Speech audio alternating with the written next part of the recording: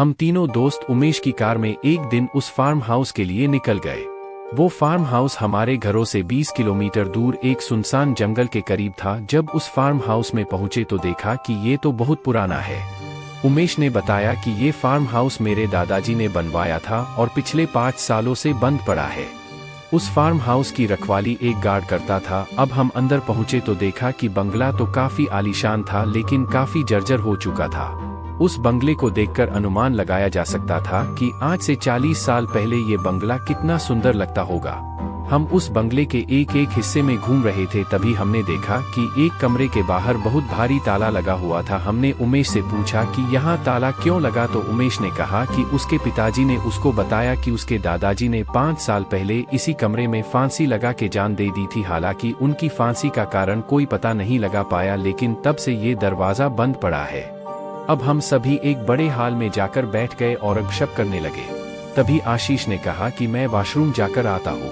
हमने वहीं बैठकर मस्ती मजाक करना शुरू कर दिया। आशीष को गए काफी देर हो गई थी, वो नहीं आया तो हमने सोचा कि वो कहीं बाहर घूमने तो नहीं चला गया। हम उसको ढूंढने बाहर गए और गार्ड से पूछा तो उसने बताया कि यहाँ तो कोई नहीं आया। अब हम वापस अंदर आकर घर का हर कोना ढूंढने लगे। तभी उमेश की नज़र उसके दादाजी के कमरे की तरफ पड़ी तो देखा कि उस कमरे का ताला टूटा हुआ था। हम डरते हुए उस दरवाजे के करीब आए और दरवाजा खोला तो देखा कि आशीष उस कमरे के एक कोने में दुबका हुआ बैठा था। हम उसके पास गए और उससे पूछा, अरे भाई ये ताला तोड़ तू यहाँ कैसे आ गया? तभी आशीष ने ऊपर देखा तो उसकी आंखें एकदम लाल थी और वो एक अजीब भारी आवाज में बोला, भाग जाओ यहाँ से। हमने सोचा वो मजाक कर रहा है, लेकिन वो तभी उठा और चाकू लिए उनको मारने के लिए दौड़ पड़ा। हम दोनों डरते कांपते हुए वहां से भागने लगे। वो भी हमारे पीछे आया और जैसे ही वो कमरे से बाहर निकला बेहोश होकर गिर पड़ा। हमने तुरंत घर पर फोन किया और घरवाले एम्बुलेंस लेकर आ गए। वो दिनों तक बेहोश रहा और जब उसे होश आया वो सामान्य था। डॉक्टर ने चक्कर आना उसकी बेहोशी का कारण बताया। हमने घरवालों को ये घटना कभी नहीं बताई, लेकिन हमने जब आशीष से पूछा तो उसने बताया कि जब उसके दादाजी के कमरे से गुजर रहा था तो उस कमरे से कुछ आवाजें आ रही थी। उसने जैसे ही सब सुनने के लिए दरवाजे के कान लगाया, उसके बाद से उसको कुछ याद नहीं रहा और वो सीधा हॉस्पिटल में ही जागा। इस घटना के बाद हम उस फार्म हाउस पर कभी नहीं गए। हमको एहसास हो गया था कि उमेश के दादाजी की आत्मा आज भी उस फार्म हाउस में मौजूद थी, जो किसी का इंतजार कर रही थी।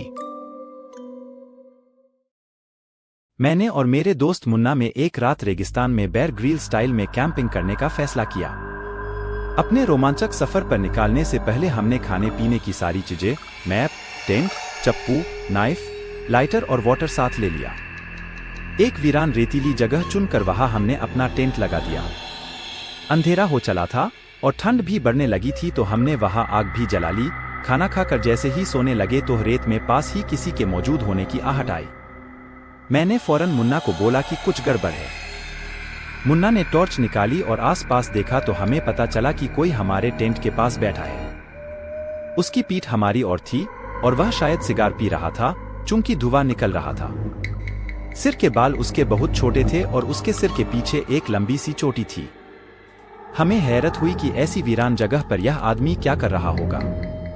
कुछ देर बाद हमने सोचा कि इसके पास जाकर उसे पूछते हैं कि तुम कौन हो और यहाँ क्या कर रहे हो। मैंने और मुन्ना ने जाकर उसे आवाज दी पर वह पलटा नहीं। हमने फिर से उसे आवाज देकर पूछा कि आप कौन है।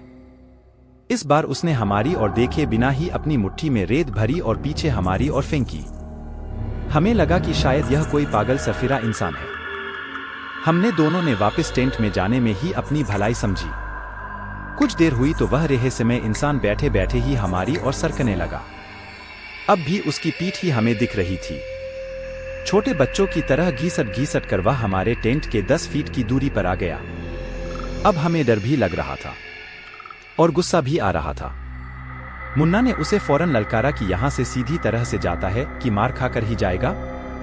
हमारे पास हथियार भी है, कुछ गड़बड़ की तो जान से जाएगा। मुन्ना की धमकी सुनकर वह आदमी धीमी आवाज में हंसने लगा। अब तो मेरा भी सब्र जवाब दे गया था।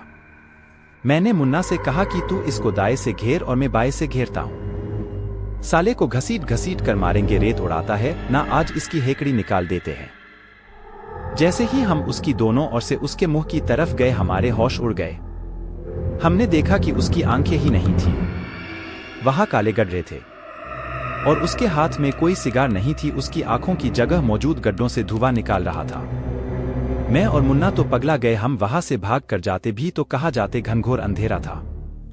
हम दौड़कर टेंट में घुस गए और एक दूसरे को पकड़ लिया।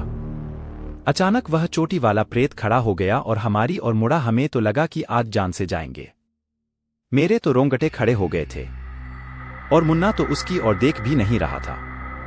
टेंट के सामने आग के परे वह बिना आंखों वाला खतरनाक प्रेत रुक गया और कुछ इशारा करने लगा। शायद उसे कुछ चाहिए था। मैंने गौर किया तो मुझे समझ आया कि उसे टेंट में पड़ी चादर चाहिए थी। मैंने फौरन उसकी और चादर और तकिया दोनों फेंक दिया। उसने फटाक से चादर ओढ़ ली और तकिया वापस मेरी ओर फेंक दिया। कुछ देर वह हमारे आसपास ही घूमता रहा और फिर न जाने क्या हुआ कि वह दौड़ता हुआ अंधेरे में गुम हो गया। हम दोनों दोस्त मौत के खौफ से पूरी रात जागते रहे और डर के मारे कांपते रहे। फिर सुबह हम घर लौट आए। उस दिन के बाद मां कसम डिस्कवरी चैनल देखना छोड़ दिया है। हमें पता नहीं कि वह प्रेत क्यों हमारी चादर मांग गया, उसकी आंखें क्यों नहीं थी और उसने हमें जिंदा क्यों छोड़ दिया। कई लोग तो हमारी बातों का विश्वास तक नहीं करते हैं, पर मुझको और मुन्ना को मालूम है कि उस रात हम किस दरिंदे प्रेत की चपेट में आए थे।